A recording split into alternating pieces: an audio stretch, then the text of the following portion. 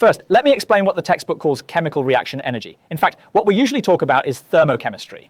The core of thermochemistry is chemical reaction energy. Chemical reactions definitely involve energy changes, but these energies exist in many forms. For example, we just mentioned electrochemistry, that energy might be released in the form of electricity. Of course, it can also be released as light or other energy forms. Most importantly, in chemical reactions, what we mainly study is the heat change. This is because during chemical reactions, energy is primarily manifested in the form of heat. Other forms of energy, except in specific scenarios, can mostly be ignored. So it's mainly about heat energy. Energy in the form of heat. That's why we call it thermochemistry. Okay, good, we say any chemical reaction is a process from reactants to products. There are reactants and products. Good. Now, reactants naturally have their own energy. I'll use a liquid reaction to represent it. The reactants themselves possess energy, and the products also have their own energy. Good. So we study this chemical reaction process and the energy change within it. Good. Energy change is represented by delta right. Delta represents a difference. So how do we express D? That's right, D. But in physics and chemistry, these natural sciences, the delta often has a direction, unlike in mathematics, where delta seems like a formula to solve. For example, simple C-no in chemistry and physics, it has direction. This direction, delta means final minus initial. So we use energy of products minus energy of reactants. This represents in a chemical reaction the change in energy. Okay, good. You'll notice we haven't studied the specific system, that is, how much energy reactants have, how much energy products have. Subtracting one from the other gives energy change, right? It's actually from a results perspective, directly expressing a chemical reaction's energy change. Okay, good. So you see, we have the result. And of course, there's also the process, right? Correct, there's also the process perspective. From this perspective, we'll discuss in more detail from reactants to products. First, if we look at this process from a microscopic perspective, what kind of change has occurred?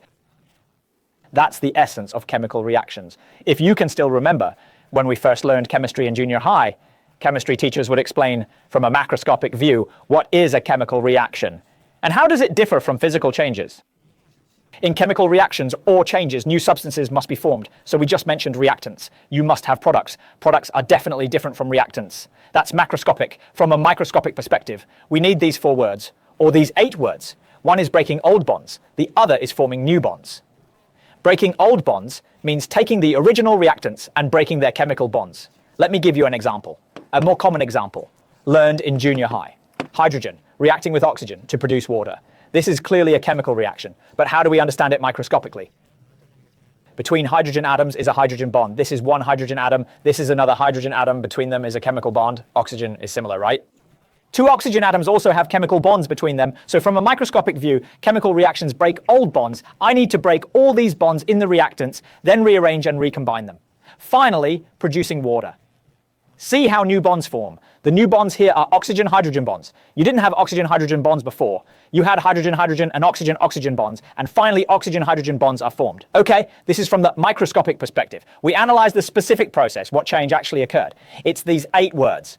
Breaking old bonds and forming new bonds. These new bonds correspond to new substances. That's the process perspective. Of course, this lesson isn't about chemical reactions. We're discussing energy changes. During chemical reactions, we're focusing on energy. When old bonds break, energy changes must occur to break a bond. The question becomes, to break a chemical bond, do you absorb energy or release energy? This is sophomore chemistry, our title, high school chemistry, right? Core knowledge of chemical reaction energy. Let's return to the question we just discussed. Do you break a chemical bond? Do you absorb energy or release energy? Friends watching the live stream. And this process seems difficult to conceptualize, hard to visualize concretely. So let me give an example. We take a chemical bond. What do we compare it to? Let's think of it as our leg. This is a complete bond, basically just a stick. Okay, I obviously can't lift a person. So I'll use this Ultima. I'll lift it up for you. Take a look. This represents a complete bond. Now I want to break the bond. I'll break your leg. So I ask you, this leg, which is your bond, it clearly needs to absorb energy. Let's say I'm holding this, holding a club to hit it. Obviously, the leg absorbs the energy from my club's impact or being hit by a car. The car crashes, that energy hits the leg. So regarding the bond itself, the bond or leg itself must absorb energy, especially when you're actually finding this hard to imagine. Think of examples from daily life using the Ultima leg.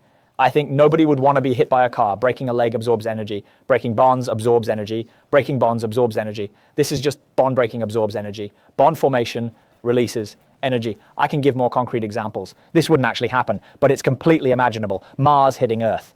We don't want this happening soon. Mars hitting Earth. Mars hitting Earth could be powerful. Moon hitting Earth is more probable. But Mars hitting Earth is conceivable, though it won't happen, at least not anytime soon, but you can imagine it. It would release massive light and heat. Two objects, two spheres, Mars crashing into Earth. Earth would essentially swallow Mars, releasing enormous light and heat, all of which is energy. So you see this new bond formation. Let's use our earlier example. We mentioned hydrogen and oxygen, which ultimately formed water. I break the bond. Isn't that dividing one into two? Like a leg being broken off. The same with this example. So for hydrogen and oxygen, these H bonds and O bonds all require energy absorption. So good, after breaking the bond, half remains. That's half a bond. And then the sheep here is also, you think half a bond is left. At this point, we need to combine them into one, finally generating oxygen-hydrogen bond. So this building process is like a 2-in-1. Basically, it's the reverse process. 2-in-1 is like Mars hitting Earth. This 2-in-1 process releases energy, so we can see the correspondence. Don't just call it an old bond. Breaking bonds requires absorbing energy. To form a new bond, you need to release energy. This is what we're discussing, analyzing from a microscopic perspective during this chemical reaction process. It's energy change. Let's examine this. First, regarding reactants. For reactants, reactants need to. In our chemical reaction process, reactants first need bond breaking. This microscopic process occurs. You need to break bonds first after breaking the bond. When I say breaking bonds, after breaking the connection, you need to absorb energy. We use endothermic to represent this. Endothermic represents. For products to form a new substance, you need bond formation. Bond formation is like 2-in-1, like Mars hitting Earth. So it releases energy, shown as exothermic. Good, that's not complete yet.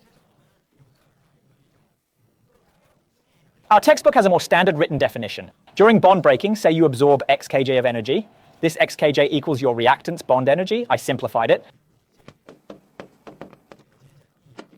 One reactant, right? The bond you break, how much energy absorbed from outside? That value actually equals your reactant's bond energy, equals bond energy. This refers to the substance's bond energy. Okay. Similarly, when combining like Mars hitting Earth, how much energy released? Y kJ of energy. This Y kJ value equals your substance's bond energy. That is the product's bond energy, or bond formation. Good. Now we've organized these scattered concepts and categorized them well in this diagram. Okay, good. So at this point, we've expressed delta E from the results perspective. We've also completed the microscopic process analysis. Now we can write about energy changes from a microscopic perspective. Let's write what delta E equals.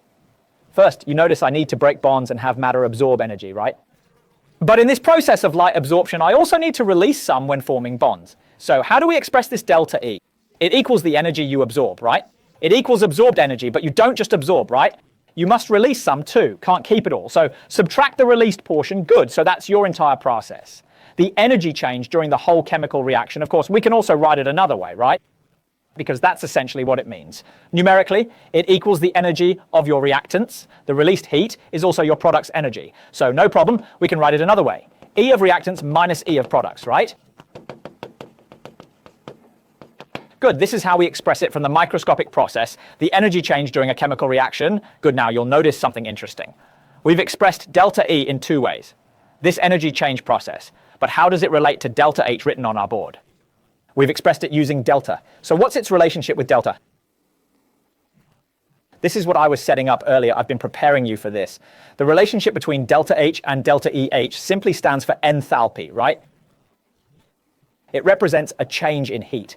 And E, if your English is decent, energy doesn't specifically mean heat. Energy encompasses many different forms. In chemical reactions, however, this energy change is primarily manifested as heat. So at the high school level, don't worry about their complex relationship. You can simply understand them as equivalent, right? Because in chemical reactions, approximately 96.999% of energy is manifested in the form of heat. So delta H equals delta. They're directly equivalent. Good, we've covered this from both macroscopic and process perspectives to understand energy changes in chemical reactions. How to calculate it, what it equals, what to subtract or add. Okay, good.